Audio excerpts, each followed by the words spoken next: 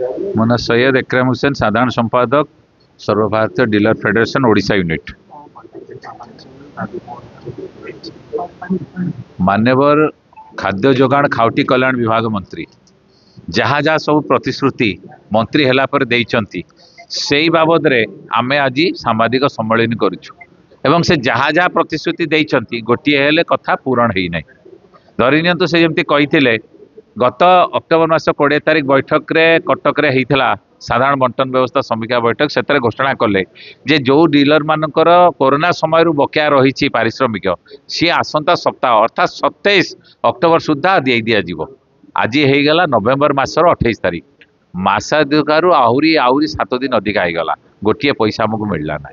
से भाव में आम जो मान्यवर मंत्री को सौजन्यमूलक साक्षात करूँ मान्यवर मंत्री को आम दृष्टि आकर्षण करूँ परिवहन ठिकादार माने धार्य ओजन ठारू बस्तार बाटमारणा करी किले 2 किलो कम करके आमठू जिनस नहीं जाऊँच। मान्यवर मंत्री कहले मु संपूर्ण व्यवस्थाटी जीपीएस व्यवस्था लागू करदेवी और संपूर्ण व्यवस्था ट्रैकिंग हम एवं से ऑर्डर करते अगस्ट मासर 27 तारिख दिन सचिव से ऑर्डर टी बंद करदे सेप्टेम्बर मसरे एवं स्थगित रखिले अक्टोबर 31 तारिख पर्यंत किंतु नवेम्बर जो जिनस दिहला से पुराणा व्यवस्था आमे दाबी करुचु आमर जेतिकी बकेया पारिश्रमिक अच्छी तुरंत प्रदान करा जाऊ एवं ता सहित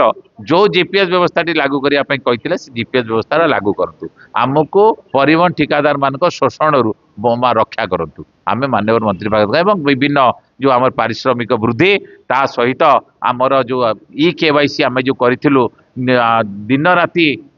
माने परिश्रम करी से ई केवाईसी बाबद आमको पारिश्रमिक प्रदान करा भाव में 7 दाबी आम आपको से 7 दफा दाबी नहीं कि आम